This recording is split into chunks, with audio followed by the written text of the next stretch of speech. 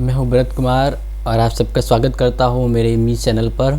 और जैसे आपको पता है कि यह मेरे द्वारा आरबीएससी का जो सिलेबस है political science 12th political science का, उसके ऊपर हम ये वीडियो है जो मैं लेके आ रहा हूं और आप सबके लिए वही पॉलिटिकल साइंस का चैप्टर मैं लेके आऊँगा जो अभी आपके एग्ज़ाम में आएगा। कहने का मतलब ये है कि जैसे कि कोरोना की वजह से आरबीएससी के सिलेबस से 40% कम किया गया है, तो मैं सिलेबस के अकॉर्डिंग ही आपको यहाँ पे वीडियो लेके आऊँगा, आपको टीच कराऊँगा।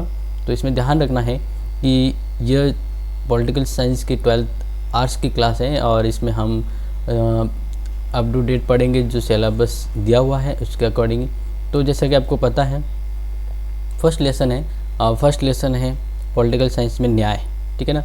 तो हम यहाँ पे न्याय को लेकर जो भी हमने कह सकते हैं 12th का जो सिलेबस है उसको लेकर यहाँ पे पढ़ रहे हैं। तो देखिए यहाँ पे जो पहला लेसन है वो है न्याय की अवधारणा, ठीक है ना।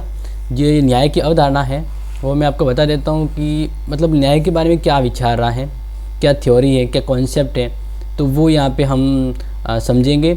और जैसे कि पश्चिमी जो विचारक है उन्होंने न्याय को एक तरह से माना है, वो आपको ध्यान रखना है यहाँ पे, ठीक है ना। उन्होंने माना है यहाँ पे कि सबसे इम्पोर्टेंट बताते हुए वो ये है कि यहाँ पे सद्गुण, आपको ध्यान रखना है कि जो सद्गुण हैं उन्हीं का पालन करना, यानी एक तरह से नैतिकता।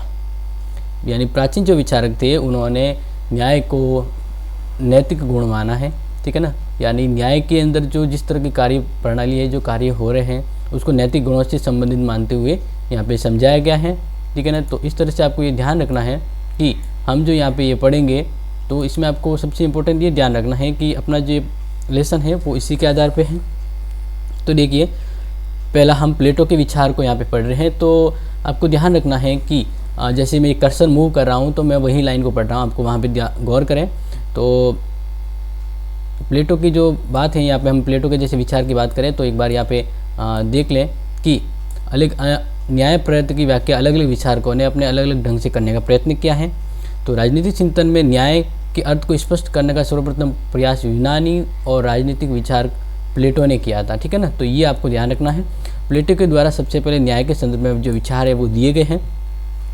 तो इसमें इस बारे में यानी प्लेटो ने जो विचार दिए हैं न्याय के संदर्भ में, इस बारे में एगस्टीन ने क्या लिखा है, न्याय के विचार विमर्श में प्लेटो के राजनीतिक दर्शन के सभी तत्व निहित है। यानी प्लेटो के द्वारा जो न्याय के ऊपर विचार दिया गया है, न्याय की जो विचारधारा है उसमें हम प्लेटो की पूरी राजनीतिक फिलोसॉफी का अध्ययन कर पाते हैं।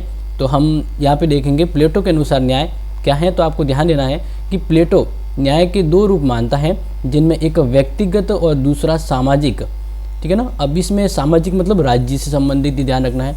तो प्लेटो की मान्यता है कि इसी दो प्रकार के न्याय के आधार पे मानवता में 3 गुण पाए जाते हैं, जिसमें बुद्धि, शौर्य और तृष्णा, इन तीनों तत्वों की मात्रा के अनुसार ही वह राज्य और समाज में 3 वर्ग स्थापित करता है। और इस तरह से 3 गुण यहाँ पे बताया, जैसे बुद्धि, तो बुद्धि से समाज में है वो शासक वर्ग बनेगा।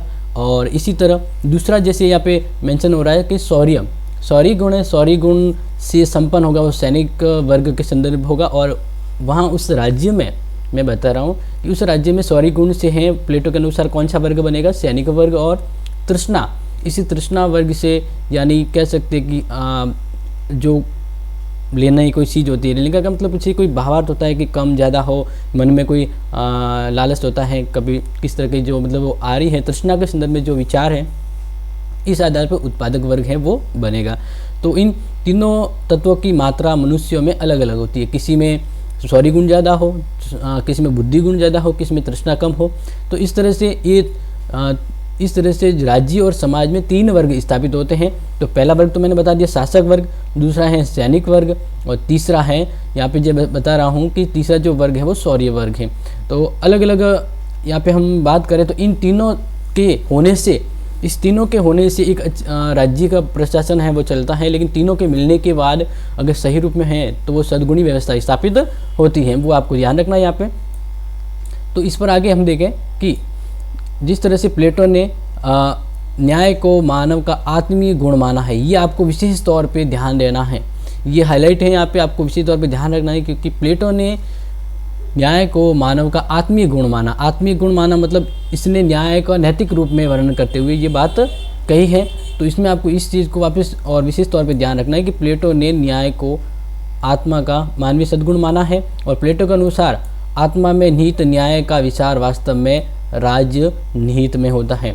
तो इस तरह से आपको ध्यान रखना है कि प्लेटो के संदर्भ में न्याय के विचार को इस शॉर्ट समरी में यही समझेंगे कि प्लेटो ने क्या है कि जो व्यक्ति अपना काम कर रहा है, ठीक है ना, जो व्यक्ति अपना काम कर रहा है और अपने कर्तव्यों का पालन करता है, तो प्लेटो की नज़र में वही न्याय है। समझ रहे हैं ना मैं जो बता रहा हूँ। यानी प्लेटो के संदर्भ में प्रश्न आ जाए कि प्लेटो के अनुसार न्याय क्या है, तो आपको सबसे इंपॉर्टेंट पहली बात तो लिखनी है कि प्लेटो ने न्याय को मानव का आत्मीय गुण माना है, और प्लेटो के अनुसार न्याय का मतलब ये है कि व्यक्ति को अपने कर्तव्य यानी अपना काम करना ही क्या है, न्याय है। तो ये है जो प्लेटो के विचार के, और इसी के अकॉर्डिंग प्लेटो ने न्याय के दो रूप बताए हैं, जो मैंने अभी कहा कि दो रूप, यानी एक तो व्यक्तिगत और दूसरा सामाजिक।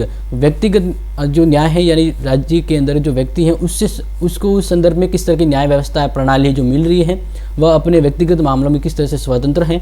तो ये तो हो गया व्यक्तिगत। और सामाजिक यानी राज्य के अंदर व्यक्ति को न्याय की किस तरह की प्रणाली या व्यवस्था मिल रही है।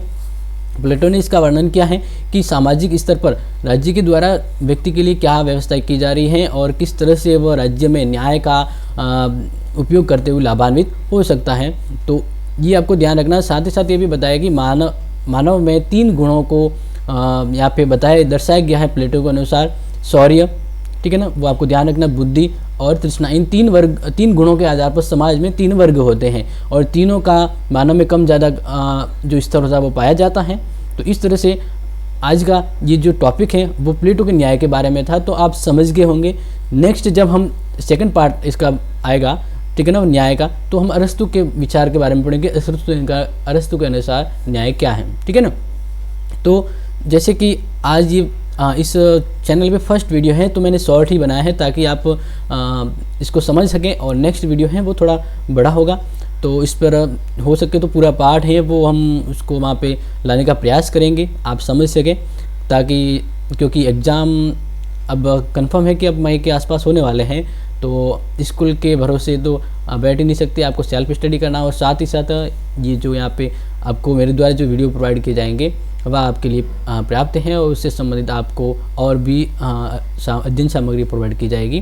तब तक के ध्यान रखना है और सेफ्टी रहिए।